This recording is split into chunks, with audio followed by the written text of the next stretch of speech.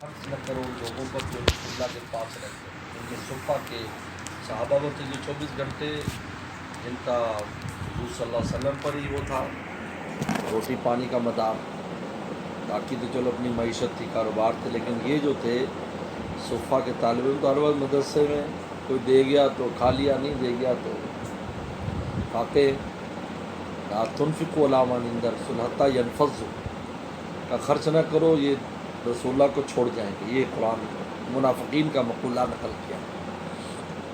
اللہ نے جواب دیا وَلِلَّهِ خَزَائِنُ السَّمَاوَاتِ، تم غلط سمجھتے ہو کہ ہم نے اگر تمہیں موقع دیا ہے ان کی خدمت کا، اس کا یہ مطلب نہیں کہ ہم انہیں روٹی نہیں کھلا سکتے، یہ تو تمہاری سعادت مندی ہے.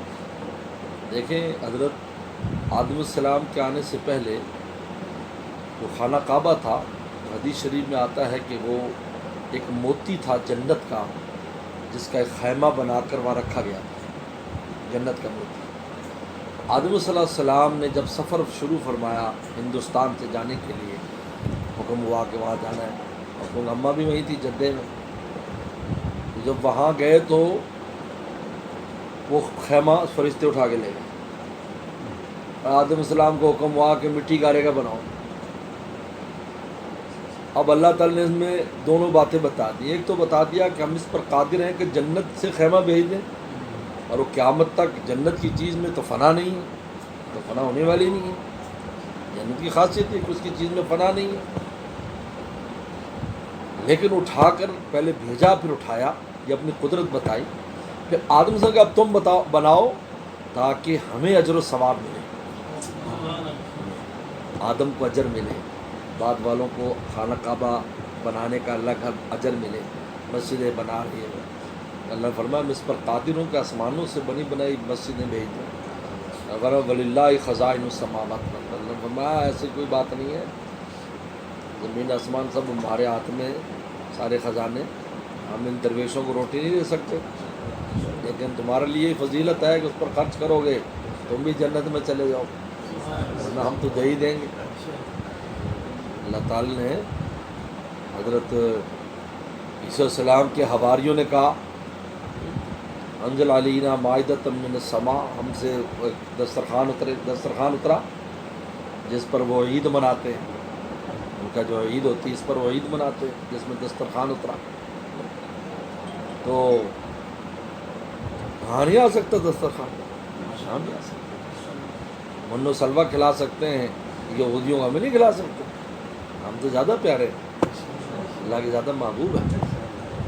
من و سلوہ کھلاتے تھے، ان کو معاہدہ کھلایا. قرآن دونوں امتیں جو ہم سے پہلے تھے ان کے مثال دی قرآن نے کہا تمہیں بھی. لیکن مسئلہ یہ ہمارے استاد مفتی ولی صاحب ٹونکی رحمہ اللہ فرمایا کرتے تھے کہ دین کشتی کی طرح ہے.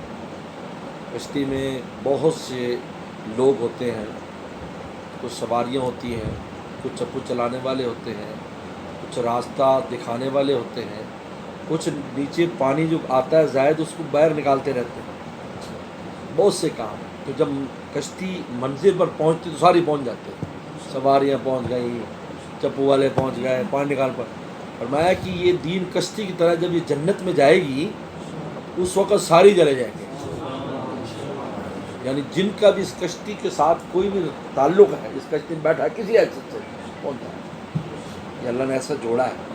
کوئی پیسہ خرچ کر رہا ہے، کوئی محبت کر رہا ہے، کوئی دعا کر رہا ہے، کوئی بچہ داخل کرا رہا ہے، وہ کچھ کر، یعنی کسی طرح آپ کا دین کے ساتھ کوئی لنک ہے تو آپ کشتی میں بیٹھے ہیں.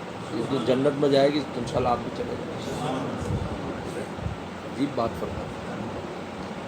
اس لیے تو وہی، اس لیے علامہ شہرستانی نے الملل والنحل جو کتاب ہے جس میں مذاہب عالم پر بحث کی ہے، اس میں بڑی خوبصورت بات کی. میں تو اکثر یہ کوٹ کرتا ہوں اور اس پر غور بھی کرتا ہوں.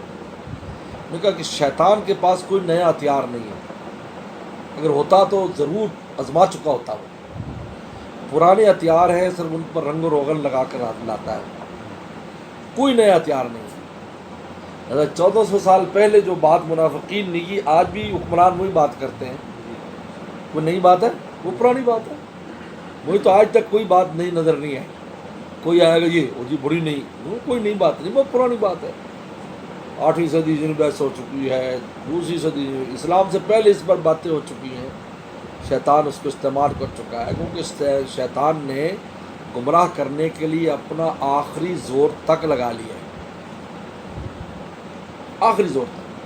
تو لہٰذا اگر کسی کے پاس ہتھیار ہوگا کہ نہیں یہ اندھا والوں پہ استعمال کروں گا اور جو موجودہ سامنے ہیں ان کو وہ چھوڑ دے، یہ تو ویسے بھی سمجھ میں نہیں آتا، سارے ہتھیار استعمال کر لیں، کوئی اس پر نیا ہتھیار نہیں، اگر جو بھی آئے گا ملمہ سازی ہوگی، پرانی بات کرے گا، لیکن جواب وہی ہے وَلِلَّهِ خَزَائِنُ السَّمَاوَاتِ وَالْأَرْضِ۔ ابھی میں آج ہی حضرت بن نوری رحمۃ اللہ علیہ کا ایک خواب آج میں پڑھ رہا تھا، آج کہ جو حضرت بن نوری پر جو بینات آیا ہے اس میں وہ خواب ذکر ہوا ہے۔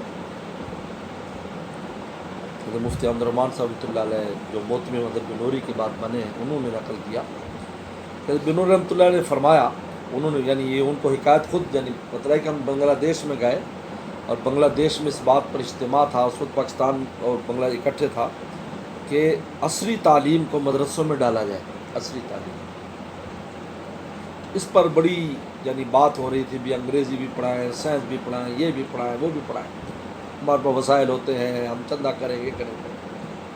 حضرت مفتی شفیع صاحب بھی تھے، کہتے بہت، حضرت خود فرماتے کہ میرے دل میں بھی یہ بات آئی کہ اگر تھوڑی جدت ہو جائے، کیونکہ حضرت مصر کا بہت آنا جانا تھا حضرت کا، اور مصر کا جو جامعۃ الازہر ہے اس کے اندر ساری انہوں نے جدید چیزیں بھی ڈال دیں اور وہ ایک یونیورسٹی بن گئی جس میں ہر چیز، کہا کہ یہ جب وہ ہو گیا تو میں نے رات کو میں سویا تو میں نے خواب دیکھا کہ خوبصورت تختی ہے اور چمکدار، اس کے اندر اس پر لکھا ہے النجات فی علوم المصطفیٰ،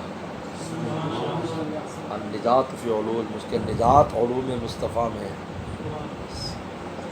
اب میں صبح اٹھا، میرا سب دوسرا جذبہ ختم اور اس بات پر دل جم گیا، بس خالص کام کرو، اور اس کے لیے دوسرے لوگ ہیں، دوسرے فیلڈ ہیں، خالص اسکول ہے اس کام کے لیے، ہمیں ہر ایک اپنا فیلڈ ہے نا، ہم علوم مصطفیٰ کا فیلڈ ہے ہمارا، ہماری نجات اس میں ہے، ہم نجات فی علوم مصطفیٰ۔ اب مجھے بہت تسلی ہوئی، حضرت نے واپس آ کر یہ خواب بیان کرو، پھر وہ تو خیر نتیجہ کی وہ اجلاس بھی کسی نتیجے پر نہیں پہنچا، بس اسی میں متنازع رہ گیا۔ اس لیے کوشش کرنے والے تو بہت عرصے سے کوشش کر رہے ہیں، جب سے شیطان وجود میں آیا کہ علوم نبوت کو ختم کر دیا جائے، لیکن آج تک کامیاب نہیں ہوئے۔ ہر زمانے میں علوم نبوت ہی نے انسانوں کو گائیڈ کیا ہے، اس لیے پہلے جو بادشاہتیں رہیں، یہودیوں کی بادشاہت پوری دنیا میں رہی، پھر عیسائیوں کی رہی، تو بخاری میں آتا ہے کانت بنو اسرائیل تسوسهم الانبیاء، انبیاء صلی اللہ علیہ وسلم سیاست کرتے تھے، یعنی جو بادشاہ ہوتا تھا اس کو انبیاء بتاتے تھے کیسے حکومت چلانی، انبیاء صلی اللہ علیہ وسلم تسوسهم الانبیاء، وہ بتاتے تھے حکومت کیسے چلانی۔ حکومت والے عجیب ہے، اس لیے حضرت مولانا شبیر عثمانی نے بڑی پیاری بات کی، انہوں نے کہا کہ ہمیں کشتی چلانی آتی ہے، ہمارے پاس کشتی نہیں، اور جن کے پاس کشتی ہے حکومت کی ان کو چلانی نہیں آتی، ہمیں بھی ساتھ ملا لیں، ہم کشتی چلائیں گے تو تمہاری مل کے تمہاری صحیح، ہم چلائیں گے تو نوکر بن کر رہیں گے، لیکن ہمیں کشتی میں سوار کراؤ، ہم کشتی ہمیں چلانی آتی ہے، ہمارے پاس کشتی نہیں، ان کے پاس کشتی ہے تو ان کو چلانی نہیں آتی، ڈبو دیتے ہیں، جو آتا ہے وہ بھی لٹیا ڈبوتا ہے ملک کے۔ اللہ اکبر۔